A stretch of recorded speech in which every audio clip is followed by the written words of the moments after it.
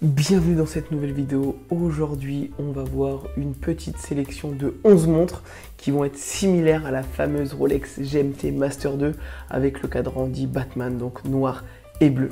Il faut savoir qu'on est sur l'un de mes cadrans, enfin de mes lunettes pardon, préférées. C'est une configuration de montre que j'aime énormément. Donc si comme toi tu n'as pas encore le budget, parce que vous allez voir, je vais vous le montrer juste après, on tape, ça tape chez Rolex, mais si vous n'avez pas le budget, vous pouvez essayer de vous faire plaisir avec des pièces qui vont être exactement dans le même design. On se retrouve directement sur mon ordi. Du coup, pour ceux qui ne connaissent pas, on va être sur ce délire, la Rolex GMT Master 2. Vous avez un cyclope, vous avez donc le GMT, vous avez cette magnifique lunette cadran noir. Donc on va voir qu'en fonction des pièces que je vous présente aujourd'hui, il y a certaines spécificités qui vont changer. On va juste vraiment rester dans le même mood. Du coup, vous avez la Batman comme ça. Et vous avez donc la deuxième version, c'est Batgirl avec un jubilé à la place en bracelet. Je trouve que c'est l'une de mes configurations préférées. Cette montre est tout simplement incroyable, mais comme vous pouvez le voir, le constater, on est sur de la bonne grosse tarification. On va être en grosso modo entre 15 et 20 000 euros. Donc clairement, on est sur un très gros budget de montre qui est vraiment ultra connu et beaucoup demandé, qui a fait que vraiment le prix s'est vraiment envolé. Et donc on commence par la première montre. C'est une montre qui est énormément connue, mais moi je la possède dans une autre configuration, c'est la MDV 107. Vous avez voilà, tout ce qui est plus basique. Vous êtes chez Cadio, vous avez un bracelet en caoutchouc, vous êtes à 80 euros. Donc vous allez avoir tous les liens des montres si potentiellement vous êtes intéressé, mais là on est à 80 euros. Vous avez la trotteuse qui est bleue, donc il y a un affichage date. Vous êtes sur ce qui est le plus classique, du quartz. Attention, on est sur du 43 mm, donc vraiment, c'est vraiment de plongée, c'est quelque chose qui tape. Vous êtes vraiment sur un gros cadran. Donc attention aux petits poignets, mais voilà, vous pouvez vraiment vous faire plaisir. L'avantage, vous allez voir, dans cette vidéo, j'ai quand même essayé de respecter un côté rapport qualité-prix. Mais il y a vraiment des pièces que je vais être moins fan, je vais pas hésiter à vous le dire. Mais là, clairement, Casio, vous êtes sur une fiabilité totale. Vous pouvez foncer les yeux fermés sans aucun problème. Deuxième, on est encore sur une Casio, vous avez exactement la même configuration, bien que le boîtier soit sur du 36 mm. Donc là, c'est parfait. On est vraiment sur un bracelet qui va être vraiment beaucoup plus fin. Vous avez un bracelet en tissu, donc là aussi, faut aimer, mais bon, on est à 85 euros.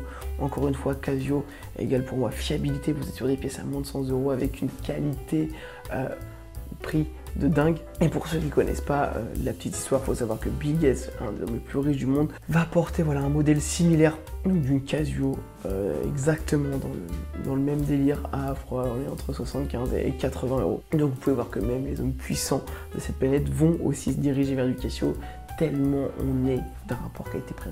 On part là sur sur les deux prochaines montres, c'est des marques que je vais moins maîtriser et dont je vais être le moins fan. On part sur Invicta. J'ai pas assez de retour sur le rapport qualité-prix. Pour moi, on n'est pas sur des... Je trouve que c'est assez cher pour ce que c'est. On va se rapprocher des pièces AliExpress. Alors, je sais qu'on peut trouver de la qualité sur AliExpress, il n'y a pas de souci. Là, vous êtes en plus sur du 44 mm, donc on est vraiment gros. Là, l'avantage comparé à ce qui a là de plus comparé à la Casio, clairement, c'est la petite cyclope. La loupe sur l'affichage date, c'est clairement ce qui va manquer sur la Casio. C'est vraiment dommage, sinon ça lui aurait donné un style de fou malade. Là, on est à 120 euros, c'est des montres que vous retrouvez sur Amazon. On est quand même sur du Swiss made, donc théoriquement, on est sur quelque chose qui va durer dans la longueur. Mais là, clairement, attention, parce que 44 mm, si vous avez un petit poignet, c'est mort. Pareil, là, on arrive sur l'une de mes configurations préférées, mais pourtant, je sais pas trop comment me positionner par rapport à des marques comme celle-ci, où elles vont faire que des marques hommages. Donc ça permet en fait de pouvoir avoir des prix des 100-150 euros et d'avoir des modèles similaires au Rolex. J'ai jamais su comment me placer parce que moi-même j'aime, je trouve par exemple les Rolex ultra belles, mais j'ai pas forcément envie d'acheter ce genre de pièce à 130 euros. C'est pas de la contrefaçon. Clairement, on est vraiment sur des montres hommages. J'aime bien. Pour moi, si on n'a pas le budget pour s'acheter une pièce à 18 000, on va trouver des marques qui vont avoir leur propre identité, ou vous avez des marques typiquement comme Citizen, comme Seiko, comme Casio, où être un petit peu plus cher. Et là, je suis plus à l'aise avec ce genre de marque. Je sais pas si ça se trouve, ce qui me rend mal à l'aise, c'est que c'est des marques où on leur a pas fait une bonne pub. Pourtant, sur le papier, vous avez vraiment tout. Vous êtes 100 mètres d'étanchéité. Vous êtes sur du 40 mm. De l'automatique, enfin, sur le rapport qualité-prix, quand même, a l'air d'être incroyable, mais on n'est pas sur des marques qui vont être réputées. Versafire, c'est vrai que sur le papier, vous avez vraiment une pièce de qualité. Je sais qu'il y a énormément de reviews sur ce genre de pièces. D'ailleurs, n'hésitez pas pourquoi pas en commander, enfin je vais potentiellement commander une, alors n'hésitez pas à vous abonner, faire une review de son ensemble, un unboxing, pourquoi pas après vous l'offrir. Parce que c'est vrai que sur le papier, la pièce elle a l'air d'avoir tout d'incroyable. Je sais qu'il y a énormément de mecs sur YouTube qui en parlent et qui sont plutôt satisfaits. Donc voilà, à explorer. On part chez Timex maintenant, affichage jour. Date Timex, on connaît, c'est vraiment une très bonne marque, toujours des bons rapports qualité-prix. On est à 220 € sur de l'automatique. Clairement, je vais être beaucoup plus à l'aise avec une pièce comme ça, qu'une pièce qu'on vient juste de voir avant. Marque vraiment réputée. Donc là, clairement, si c'est dans votre budget, foncez parce qu'on a vraiment que des bons retours chez Timex et c'est ce qui rend cette marque aussi attractive. Maintenant, on part chez Fossil. Alors la pièce, je la trouve tout simplement dégueulasse. On a 229 €. Dégueulasse dans le sens où je suis pas à l'aise avec le cadran bleu derrière. Mais encore une fois, vous avez Cyclope, vous avez tout ce qu'on va demander de cette pièce. Vous êtes chez Fossil, donc on est quand même sur un rapport qualité-prix qui est pas dégueulasse. Mais j'aurais préféré le cadran noir pour être le plus honnête possible. Je trouve que là, c'est vraiment beaucoup trop flashy. Et là, pour moi, la plus grosse tache noire de cette montre, on est sur du 46 mm.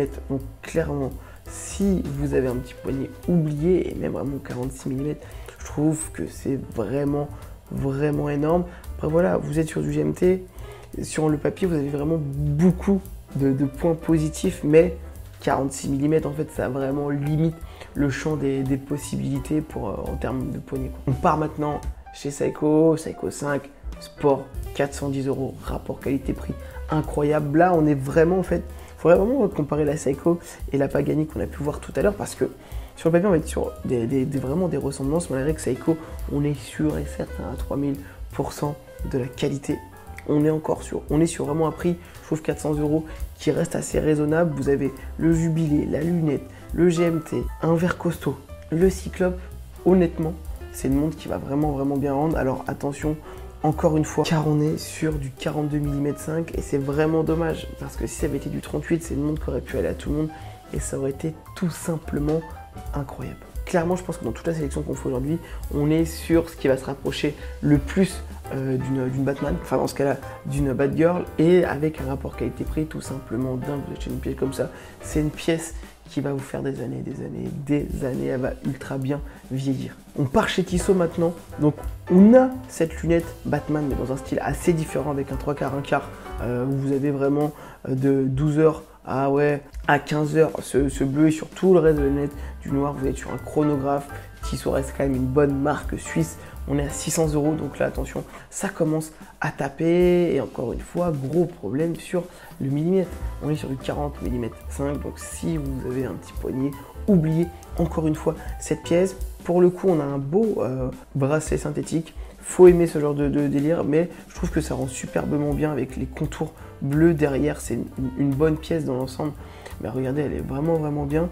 Et le problème, encore une fois, c'est la taille. Si vous avez un petit poignet, vous ne pouvez pas porter ce genre de montre et c'est vraiment dommage. On arrive maintenant chez Citizen et dans un autre budget. C'est pour ça que je trouve que le rapport qualité-prix, je préfère une Seiko, même si cette pièce est tout simplement incroyable. Du GMT, on est de base à 1200, là on la trouve à moins de à 1000 € sur Amazon avec des vendeurs certifiés. Sinon vous l'avez à 1200, enfin 1195 sur le site officiel de Citizen. J'aime énormément ce bracelet intégré qui donne du caractère. Cette montre est tout simplement incroyable, donc c'est le prix qui va être un frein. Dommage qu'il n'y ait pas de petit cyclope sur l'affichage date, ça aurait été incroyable, automatique. Bien entendu, cette petite pointe d'orange sur GMT qui rend la pièce, voilà, un brin sexy. Cadran guilloché, on n'aime pas, je trouve que pour le coup, il se marie superbement bien et il est magnifique. Cette montre, c'est aussi une masterclass. Elle rend superbement bien, j'ai déjà vu en vrai, elle est vraiment incroyable. Et voilà, par contre, ce qui va être vraiment dommage, c'est son prix qui va vraiment limiter le fait qu'on puisse l'acheter ou non. On est sur du 41 mm. Pareil, ça aurait été un 37-38, ça aurait été incroyable. 40-41, ça va être vraiment la limite pour s'adapter à tout type de poignée. Surtout quand on a vu tout à l'heure des 45, des 46, ça c'est dead. Là, on est vraiment une montre qui va être portée par tout le monde dans un style ultra incroyable. Avec quand même ce côté où on a un hommage avec cette lunette, mais qui va rester dans son univers et dans son caractère avec un bracelet totalement différent. Cette montre, je valide à 100%.